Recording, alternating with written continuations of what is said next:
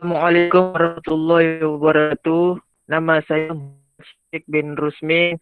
Nombor trik 1953020. Di ini kumpulan kami akan membentangkan tajuk sekularisme. Mari kita mengenali apa itu definisi sekularisme.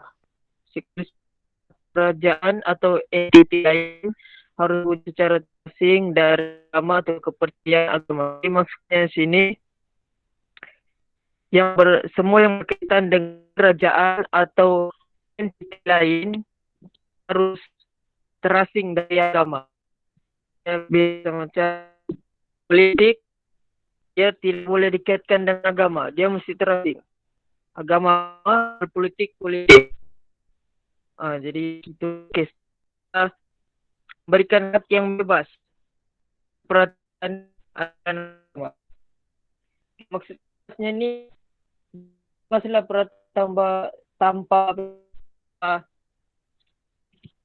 unsur agama seperti jual beli jika tidak unsur agama itulah orang-orang yang menipu, riba, banyak lebih kepada menindas lah sebab kayak unsur-unsur agama yang disebutkan dalam negara itu. Strukturnya adalah top pemikiran ini antara topnya lah yaitu Marcus Aurelius dan Epic. Selain itu Amerika Syarikat ni juga ada negara yang memakan pemikiran sekularisme ni dan mereka menyokong. Alasan mereka menyokong mereka kata sekularisme ni adalah bagi negara orang dalam Amerika Syarikat sebab banyak jasa pemikiran sekularisme ni dalam negara tersebut. Jadi itulah alasan yang digunakan oleh Amerika mengapa mereka menyokong sekularisme ini. Nama saya Ahmad Fakir Fahmi bin Ishaq, nombor metrik 1953017. Okey, seterusnya kita masuk kepada pandangan tokoh Islam tentang sekular. Okey, yang pertama menurut pandangan Syekh Muhammad Naqib Al-Attas pada tahun 1972. Beliau berpandangan bahawa sekularisme dan Islam saling bertentangan. Ini kerana sekularisme menafikan syariat Allah Subhanahu Wa Taala. Sedangkan dalam Islam tiada pemisah antara dunia dan akhirat. Okey, Syekh Muhammad Naqib Al-Attas juga berpandangan bahawa kebebasan manusia, sekularisme ni adalah kebebasan manusia untuk mengubah akidah serta menentang sebarang ketetapan dalam Islam. Sebagaimana yang kita tahu bahawa Islam wujud dalam kerangkanya melalui penjelasan dalam Al-Quran dan As-Sunnah. Bahkan agama Islam juga bersumberkan daripada wahyu Allah Subhanahu Wa Taala. Sedangkan sekularisme ni bersumberkan akal fikiran semata-mata. Okey, yang kedua, menurut pandangan Altaf Rauha, beliau mengatakan sekularisme ni pemisah di antara agama dan nilai kerohanian. Beliau juga mengatakan bahawa kekuasaan sebagai kebebasan mutlak. Okey, sekularisme ni adalah kekuasaan sebagai kebebasan mutlak untuk merancang dan menyusun hidup manusia. Yang ketiga, menurut pandangan Razali pada tahun 1998. Sekularisme ni berasal daripada bahasa Latin yang bermaksud satu zaman ataupun satu generasi. Merujuk kepada satu zaman ni merujuk kepada masa dan tempat. Razali berpandangan bahawa sekularisme ni merupakan pemisah kehidupan dunia dan akhirat. Jadi sekularisme ni merupakan pemisah kehidupan dunia dan akhirat dalam semua aspek. Sama ada hal agama, pendidikan, sosial dan sebagainya. Okey. Seterusnya kita masuk kepada ringkasan sekular.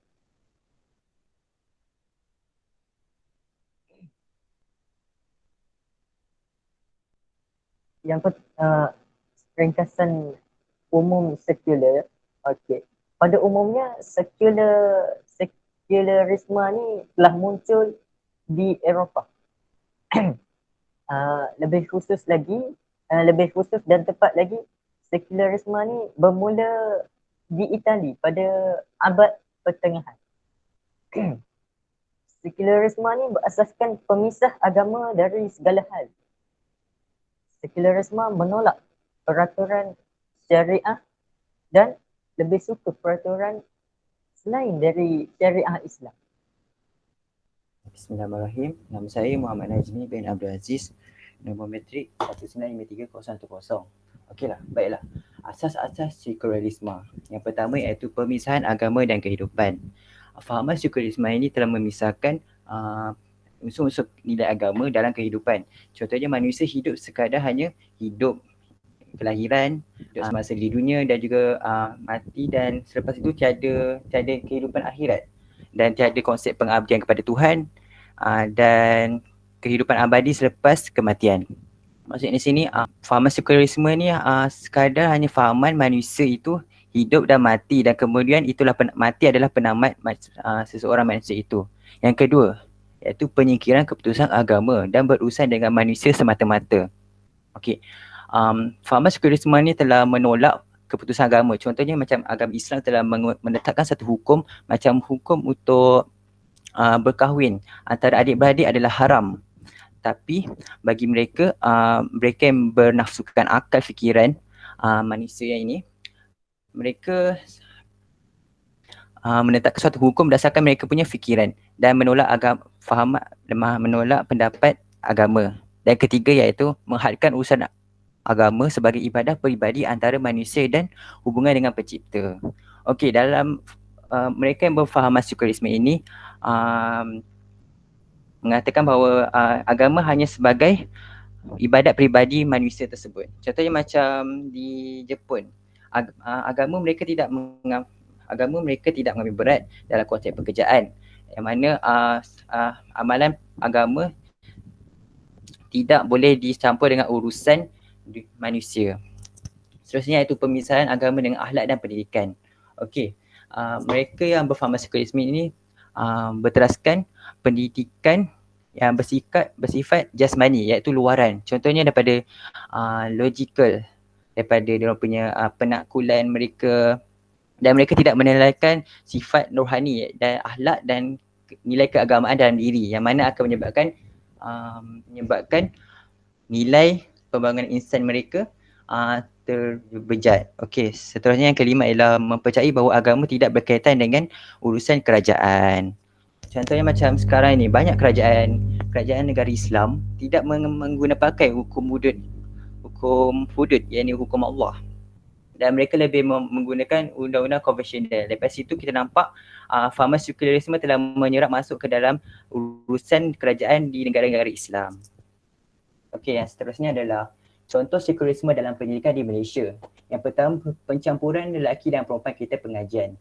Contohnya macam pada peringkat awal pendidikan, pada peringkat persekolahan, prasekolah. Contohnya lelaki dan perempuan dicampur satu kelas. Daripada fahaman sekularisme ini, mereka menyatakan bahawa kenapa mereka mencampurkan lelaki dan perempuan serana untuk membentuk pemikiran kematangan mereka. Tetapi daripada sudut agama, penyampuran haruslah dilakukan antara lelaki dan perempuan untuk mengelakkan daripada berlakunya pergaulan sosial yang bebas antara lelaki dan perempuan yang akan membendung satu masalah yang lebih besar. Seterusnya, institusi pendidikan sebagai aliran berbeza. Contohnya di Malaysia, banyak sekolah aliran agama. Contohnya macam sekolah rendah agama, sekolah tahfiz, sekolah pondok yang beraliran agama dipecahkan dan menjadi dua, iaitu sekolah aliran agama dan juga yang kedua adalah sekolah aliran konvensional yang lebih berdasarkan pendidikan yang tidak berunsurkan agama. Contohnya SJKC, SJKT yang bersifat lebih kepada kebangsaan. Okey, sekularisme dalam pentadbiran di Malaysia. Contoh yang paling kita nampak sekarang ni adalah penyebaran melalui undang-undang. Contohnya pada bahagian judisari, iaitu Badan Kehakiman. Undang-undang di Badan Kehakiman Malaysia telah berpecah kepada beberapa banyak jenis. Yang pertama yang contohnya sekularisme yang berlaku dalam iaitu adalah mahkamah syariah dan mahkamah konvensional yang terdiri daripada macam sivil dan sebagainya. Daripada situ kita dapat tengok mahkamah konvensional menggunakan undang-undang konvensional yang tidak berunsurkan agama dan hanya berdasarkan prinsip dan penakbulan daripada undang-undang tersebut. Dan seterusnya mahkamah syariah berdasarkan hukum-hukum Islam tetapi tidak 100%. Walaupun sebelumnya ada usaha untuk RUU 355 untuk memperkasakan mahkamah syariah, tapi telah didatang hebat oleh sekularisme yang menganggap RUU 355 ini mencabar mereka, fahaman sekular mereka. Okey, terima kasih. Assalamualaikum warahmatullahi wabarakatuh. Nama Ana Ahmad Rusni bin Talib 1953009. Baiklah, Ana akan menerangkan kesan-kesan sekularisme terhadap beberapa aspek. Aspek yang pertama adalah aspek pemikiran. Okay, aspek pemikiran ni, apakah kesan yang berlaku kepada masyarakat ataupun orang yang sekeliling yang dipengaruhi oleh sekularisme adalah yang pertama, ianya melemahkan keimanan dan juga menggoyahkan akidah yang berlandaskan Al-Quran dan Sunnah serta Ahli Sunnah wal Jamaah yang meyakini bahawa Allah mempunyai kekuasaan terhadap segala makhluk dan juga bumi ini.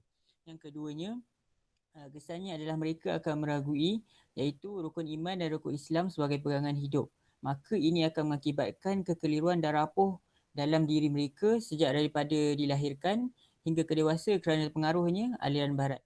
Yang ketiga, soal agama, pemikiran ini telah diracuni dengan memisahkan soal agama sebagai ritual sahaja, iaitu sedangkan Islam adalah sebuah agama yang merangkumi seluruh kehidupan tanpa membezakan adat dan budaya. Contohnya adalah seperti dalam perkahwinan, mereka mementingkan contohnya akad untuk berkahwin, berapakah mahar, semua tu. Tetapi apabila dalam soal pergaulan, mereka membeza-bezakannya dan pergaulan telah dilakukan secara bebas serta aurat yang perkara utama tidak dijaga. Okeylah, seterusnya.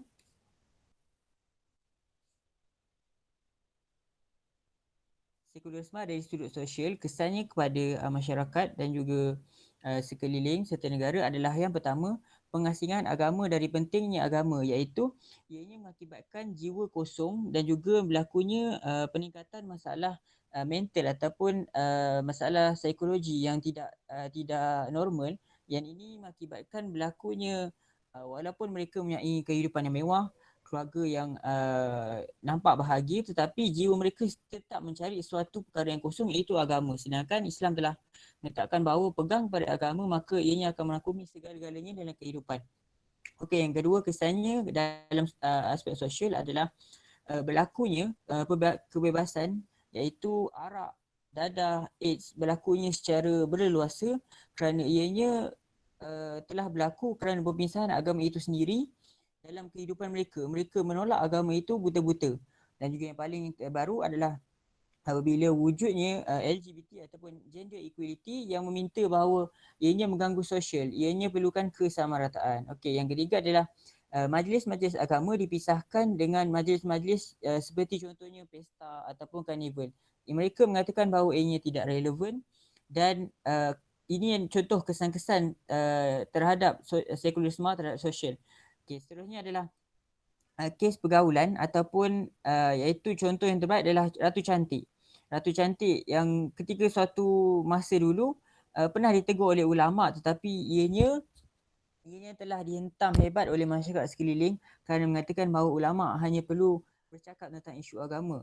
Sedangkan pada zaman Rasulullah, ulama ataupun yang dipanggil kadi adalah seorang pentadbir yang mengurus agama, yang mengurus pentadbiran negara, yang mengurus kewangan. Okey, seterusnya kesan sekularisme terhadap politik. Okey, yang pertama kesan terhadap politik adalah pemisahan, iaitu kita dapat lihat politik ini pada awalnya daripada seluruh dunia, ianya merangkumi kapitalis, sosialisme dan juga nasionalisme. Paling dapat kita lihat semangat nasionalisme yang dibangkitkan untuk mendapatkan kemerdekaan dalam negara. Itu adalah contoh sekularisme yang berlaku ya. Okey, yang seterusnya adalah dalam politik kesannya adalah ulama ataupun masjid telah dipisahkan dari politik, sedangkan Nabi ataupun Rasulullah sendiri menjadikan masjid sebagai pusat pentadbiran. Kita dapat lihat masjid sekelilingnya ada kedai, ada sekolah. Itu adalah contoh pentadbiran ataupun contoh politik dalam Islam. Yang ketiga, kesannya terhadap politik adalah kita telah dididik untuk memilih pemimpin sejak daripada kecil, tetapi politik yang telah diterapkan sekularisme ini menunjukkan bahawa sedangkan kita dapat lihat dalam parlimen, untuk kerusi-kerusi dalam parlimen sebenarnya kerusi-kerusinya adalah majoriti Melayu, iaitu Islam, tapi bagaimana kita dapat lihat bahawa kita memilih memangkak adalah yang bukan Islam, yang tidak menunjukkan Islam itu disukai oleh mereka, tapi kita tetap memilih, sedangkan kita dah diajar bahawa untuk memilih pemimpin adalah pilih yang daripada Islam. Ataupun jika kedua-duanya adalah yang bertanding adalah bukan daripada kalangan Islam, maka pilihlah yang kepada lebih baik kepada agama itu sendiri. Okay, seterusnya adalah masjid dan juga parlimen telah dipisahkan dari keseluruhan hidup, yang menyebabkan bahawa ulama hanya diletakkan di masjid dan pandangan mereka tidak didengari di suara-suara peringkat pentadbiran. Okey, seterusnya. Kesan terhadap ekonomi. Kesan sekularisme terhadap ekonomi adalah kita dapat lihat yang pertama sekali adalah kapitalis dan juga sosialis. Kapitalis ini adalah ekonomi yang telah diterapkan dan juga sosialis adalah ekonomi yang telah diterapkan oleh negara kita. Kita dapat lihat even terdapatnya perbankan Islam, sistem perbankan Islam iaitu patuh syariah, tetapi ekonomi kita tetap dikuasai oleh kapitalis dan sosialis. Kita dapat bezakan bahawa walaupun patuh syariah, tetapi kita punya sumber adalah tetap dengan sekularisme. Ianya adalah kerana pelaburan ataupun perniagaan yang dilakukan itu adalah melalui sumber-sumber yang tidak sah ataupun sumber yang diragui. Contohnya adalah seperti permit yang diberikan kepada syarikat-syarikat tersebut. Kita dapat lihat seperti Malaysia mendapat antaranya 4 pengiktirafan yang agak menakutkan sedangkan kita adalah negara Islam, iaitu pertama, pengeluar babi yang antaranya tersedap di dunia ya. Okey, yang kedua adalah arak yang terbesar di Malaysia, arak yang terbesar di Asia ya. Yang ketiga adalah kasino yang paling mewah dan juga menarik. Itu saya tak perlu sebutkan, rasanya semua dah tahu. Yang keempat adalah rasuah ataupun riba dalam ekonomi kita sendiri. Jadi kat sini kita dapat lihat bahawa even kita ada perbankan Islam, tetapi ekonomi kita dipengaruhi oleh sekular iaitu kapitalis dan sosialis yang menyebabkan kita punya sumber-sumber itu diragui.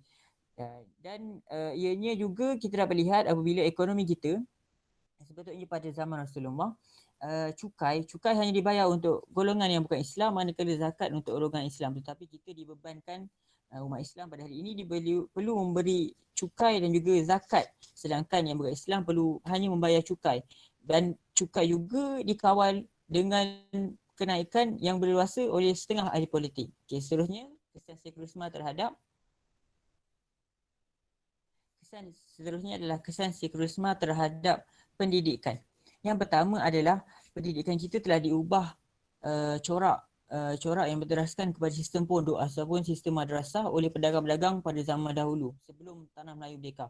Tapi kita dipengaruhi pada hari ini iaitu dengan corak yang mengubah akhlak dan moral generasi pada masa hadapan, iaitu sekularisme telah memecahkan pendidikan kita kepada aliran-aliran tertentu seperti yang disebutkan oleh saudara saya dalam kumpulan ini, iaitu aliran kita dipecahkan kepada aliran seperti teknik vocational, aliran sains, aliran agama, sedangkan agama itu wujud merangkumi keseluruhan kehidupan tanpa memisahkannya. Yang keduanya adalah kesan pendidikannya adalah pengajian-pengajian seperti subjek-subjek umum, iaitu contoh-contoh subjek bawah kemanusiaan seperti kita dapat lihat subjek seperti sejarah, geografi, muzik, seni, semua-semua itu dirujuk kepada golongan-golongan kafir ataupun golongan musyrikin tanpa merujuk kepada kita punya pakar ataupun yang mahir dalam Islam itu sendiri. Seperti kita dapat lihat falsafah, kita ada tokoh seperti Al-Farabi.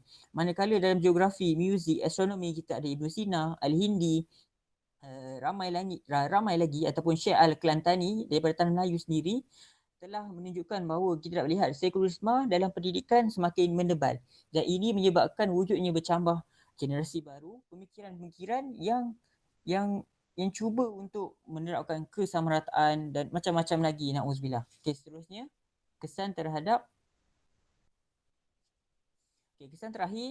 iaitu kesan sekulerisme terhadap perundangan. Okey, perundangan adalah yang kita dapat lihat seperti yang telah disebut oleh saudara kawan saya dalam kumpulan ini, iaitu sivil dan juga syariah. Bagaimana kita dapat lihat sivil adalah daripada sejak kita diperintah oleh British, kita telah menggunakan undang-undang sivil, sedangkan undang-undang yang diperakui oleh Nabi Muhammad SAW, Rasulullah, adalah undang-undang yang ditetapkan oleh Allah, yang merujuk kepada Al-Quran dan Sunnah, iaitu undang-undang syariah.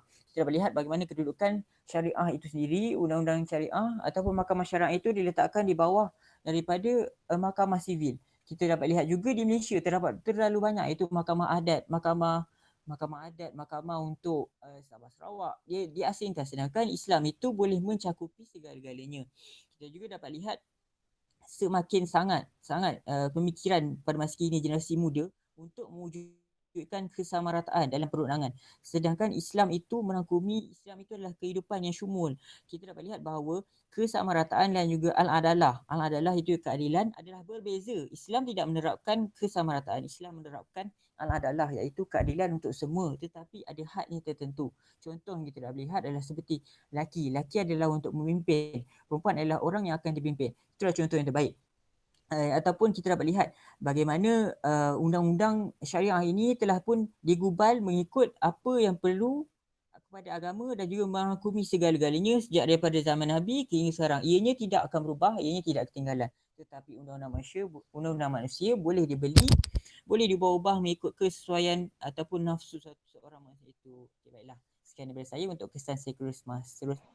Saya Muhammad Aris Dini bin Osman, nombor matrik 1641014. Baik, cara mengatasi yang paling penting sekali adalah berpegang teguh dengan ajaran Islam.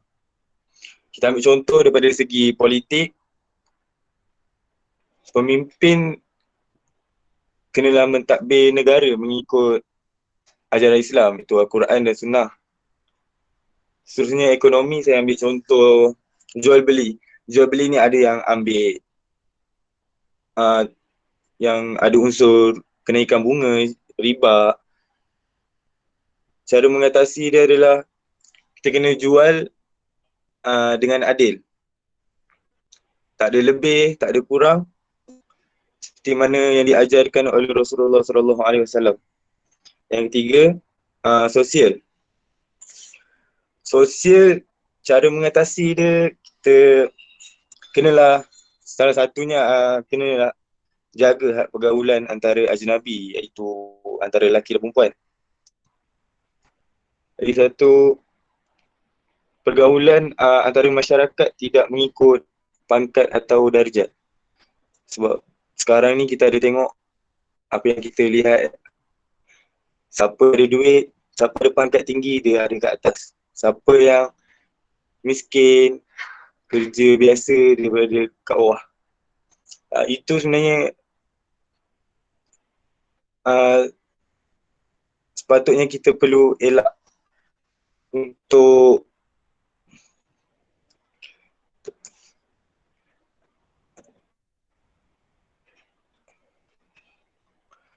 sejahtera dalam negara.